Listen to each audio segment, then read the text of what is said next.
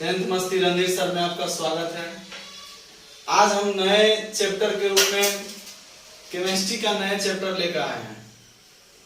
इसमें first chapter जो है केमिस्ट्री का सबसे पहले इंट्रोडक्शन जान लीजिए।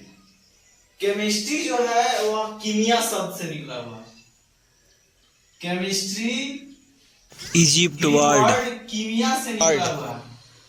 कीमिया का अर्थ होता है ब्लैक सॉइल, यानी ब्लैक सॉइल का मतलब होता है केमिस्ट्री का अर्थ काली मिट्टी के रूप में लिया जाता है। लेकिन अलग अलग देशों का अलग अलग होता है। जैसे चाइना में इसे खीम कहा जाता है, खीम शब्द से रिपोर्टेशन किया गया है।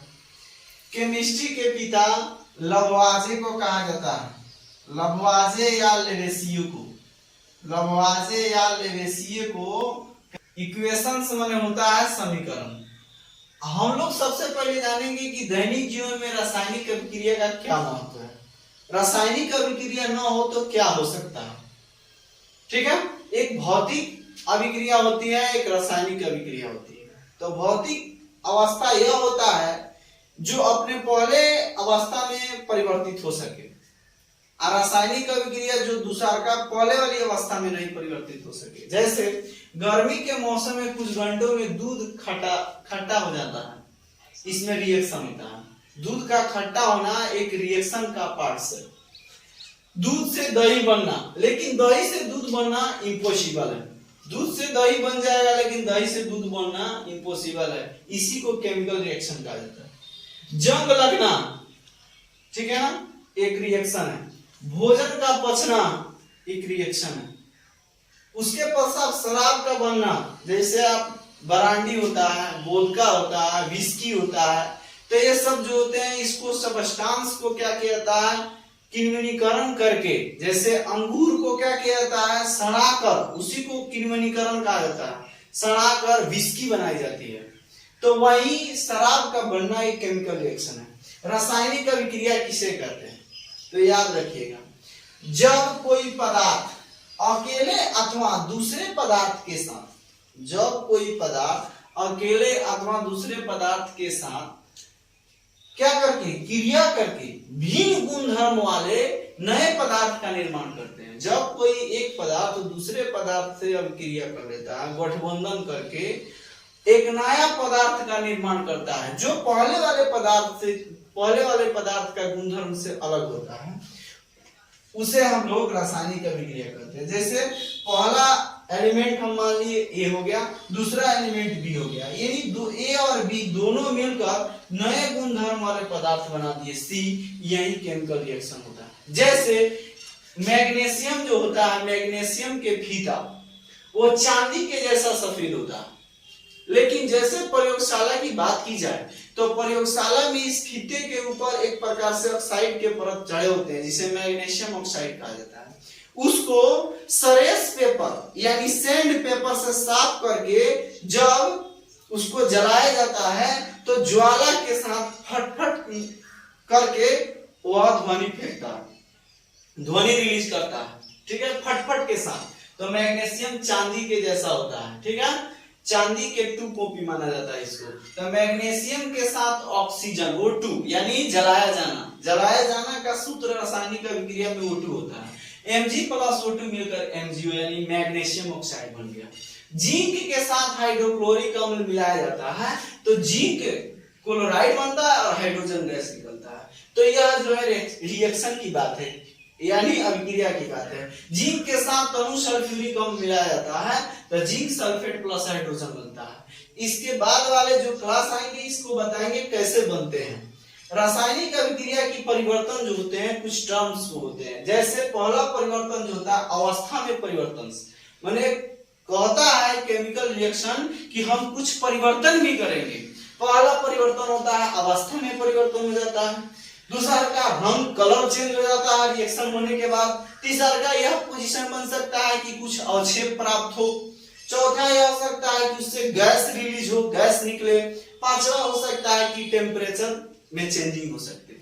तो पहला अवस्था है अवस्था में परिवर्तन। जैसे मैग्नीशियम के फीता को रेगमाल से रगड़कर जब उसे जलाया गया तो फटफट की आवाज करके हाइड्रोजन गैस रिलीज किया। तो वही जो है जब हाइड्रोजन गैस रिलीज करता है तो राख के रूप में सफेद चुन देता है। तो यही अवस्था का परिवर्तन हुआ। अवस्था जो एक फीता की तरह था, लेकिन जलने के बाद वह एक प्रकार से मानिए कि बुरादा टाइप से हो गया, यानी राख बन गया। रंग में, कलर में चेंजिंग कैसे होता है? तो जैसे लेड नाइट्रेट, लेड नाइट्रेट का घोल है, लेड नाइट्रेट लिखा गया PbNO3, Pb से लेड होता है, PbNO3 का घोल और पोटेशियम आयोडाइड जब मिलाते हैं तो लेड आयोडाइड बनता है, लेड आयोडाइड, और पीला रंग निकलता है। जब लेड नाइट्रेट को पोटेशियम आयोडाइड के घोल में डाला जाता है तो पोटेशियम आयोडाइड का एक पीला अवक्षेप प्राप्त होता है, पीला रंग दिखाई देता है, अवक्षेप नहीं रंग। अवक्षेप का बनना, अवक्षेप को नीचे तीर से दर्शाया जाता है। जब भी रिएक्शन होता है तो रिएक्शन को होता है कि कुछ हम सिंबल्स देंगे, यानी संकेत भी लेंगे, संकेत जो लेंगे तो वही संकेत को नीचे तीर के द्वारा दर्शाया जाता है। जैसे बेरियम क्लोराइड, जैसे हम लोग नाम को अपना, मेरा कोई भी नाम हो, उस अपना नाम को शॉर्ट फॉर्म रखते हैं। जैसे कोई किसी का नाम मोनू हो गया तो मोनू को मोनू कुमार, तो मोनू कुमार को क्या लिखेगा? MK। तो यह सिंबल्स हो गया उसका MK। तो वही अवक्षेप का बनना, अवक्षेप कैसे? तो अवक्षेप को सिंबल्स नीचे के तीर से दर्शाया जाता है, संकेत नीचे के तीर से दर्शाया जाता है। बेरियम क्लोराइड और सल्फ्यूरिक अम्ल को जब मिलाया जाता है तो बेरियम सल्फेट बनता है, जो सफेद रूप में अवक्षेप प्राप्त होता है। तो नीचे तीर लगा है, इसका मतलब अवक्षेप होता है, और हाइड्रोजन क्लोराइड निकलता है। गैस का बनना, तो गैस को ऊपर के तीर से दर्शाया जाता है, याद रखिएगा। गैस जब भी ऊपर के रिएक्शन में ऊपर की तीर दिया गया हो तो गैस बन रहा, नीचे की तीर दिया गया हो तो इसका मतलब अवक्षेप बन रहा है। तो जिंक प्लस H2SO4 सल्फ्यूरिक अम्ल को जब रिएक्शन किया जाता है तो जिंक सल्फेट बनता है और हाइड्रोजन गैस रिलीज होता है, हाइड्रोजन गैस निकलता है, जो ऊपर हमने बताया। जिंक प्लस सल्फ्यूरिक अम्ल को जब क्रिया कराया तो जिंक सल्फेट के साथ हाइड्रोजन गैस निकला। यानी ये कहने का मतलब रिएक्शन में गैस भी निकलते हैं, रिएक्शन में अवस्थाएं चेंज होती है, रिएक्शन में रंग परिवर्तन होता है, रिएक्शन में टेम्परेचर बदलता है। यह कुछ घटनाएं होती है रिएक्शन में।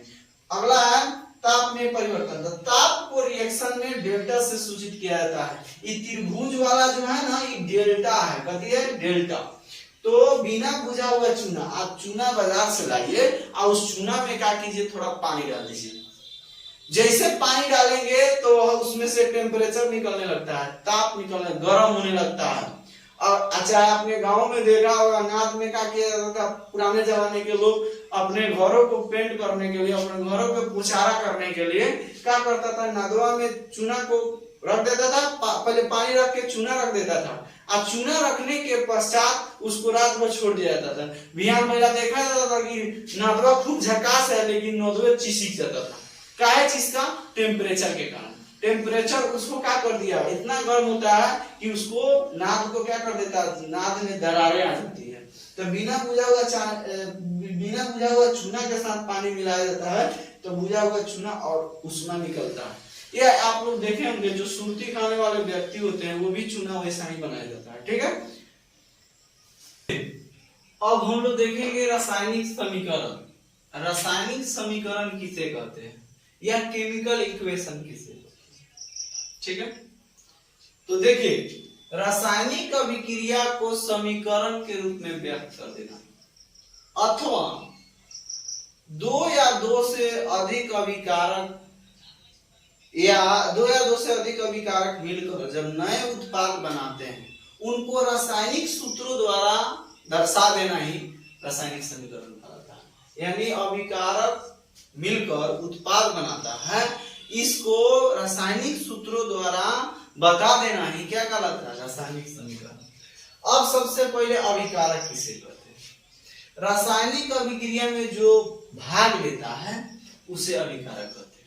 रासायनिक अभिक्रिया में जो भाग लेता है उसे क्या कहते हैं, अभिकारक कहते हैं। जैसे मानिए कि आपके स्कूलों में क्विज प्रतियोगिता होती होगी, दौड़ होती होगी स्कूलों में, तो दौड़ में बहुत से प्रतिभागी भाग लेते हैं, लेकिन दौड़ते दौड़ते कुछ प्रतिभागी जो होते हैं रह जाते हैं, कुछ प्रतिभागी उसमें पास हो जाते हैं। तो जो दौड़ में भाग लिए उसको केमिस्ट्री की भाषा में जो भाग लिए वही क्या कहलाता है, अभिकारक। जो बन के तैयार हो गया वो उत्पाद। जैसे आप देख सकते हैं ए और डी दोनों मिलकर सी और डी का निर्माण कर दिया। जैसे आप देख सकते हैं दूध में थोड़ा सा जामन डाल दिया जाता है, जामन माने जोड़, दही का थोड़ा अंश डाल दिया जाता है, आज सुबह देखा जाता है तो दही बन के तैयार। तो यह दूध और जामन जो हुआ यह अभिकारक हुआ, और दही जो बन के तैयार हुआ वह उत्पाद हुआ। आप देख सकते हैं दूध और जामुन जो हुआ यह अभिकारक हुआ, यह भाग लेने वाला है। अब बन के तैयार कौन सा हुआ, दही। जैसे आप देखते हैं शरबत बनाते हैं, चीनी डालते हैं पानी में, नमक डालते हैं, नींबू डालते हैं, और नींबू डाल के क्या करते हैं, तैयार जो होता है वो शरबत हो गया। तो वही बात हुआ, चीनी, नमक, पानी और नींबू ये क्या हुए, अभिकारक हुए रिएक्शन के तौर पर देखा जाए तो, और उत्पाद के रूप में कथी बन गया, शरबत बन गया। अब देखिए अभिकारक को इसे तीर के पीछे लिखा जाता है, तीर जो होता है ना उसके पीछे लिखा जाता है, देख रहे हैं ये ना है पीछे वाला भाग, तीर। अभिकारक को यहाँ देखिए रासायनिक अभिक्रिया को तीर से दर्शाया जाता है, इस बात को हमने नहीं समझाया। रासायनिक अभिक्रिया को कथी से दर्शाया जाता है, तीर से दर्शाया जाता है। तो तीरवा के पीछे जो लिखाता है उसे अभिकारक कहते हैं, और तीर के आगे जो लिखाएगा उसे उत्पाद कहा जाता है। तो इसे तीर के पीछे लिखा जाता है। यह LHS में होता है, LHS मतलब भोजपुरी में लातरा, LHS माने लेफ्ट हैंड साइड, यानी बायां पक्ष वगैरह के भोजपुरी में समझो ना L से लातरा, ठीक है ना। अब इसे R से सूचित किया जाता है, कथी से, R से, यानी R का मतलब रिएक्टेंट होता है। दो अभिकारकों के बीच प्लस का साइन दिया जाता है, सिंबल दिया जाता है, चिन्ह डाला जाता है। उत्पाद का इंग्लिश होता है प्रोडक्ट। रासायनिक अभिक्रिया के फलस्वरूप बनने वाले पदार्थ को उत्पाद कहते हैं। रासायनिक अभिक्रिया में जो भाग ले लिया और जो बन के लास्ट में तैयार हो गया वो कुछो बने वही उत्पाद हो। तो इसे तीर के बाद लिखा जाता है, ये तीर के पहले था तो ये रिएक्टेंट हो गया, आ तीर के बाद जो हो गया वह क्या हो जाएगा, प्रोडक्ट हो जाएगा, यानी उत्पाद होगा, ठीक है।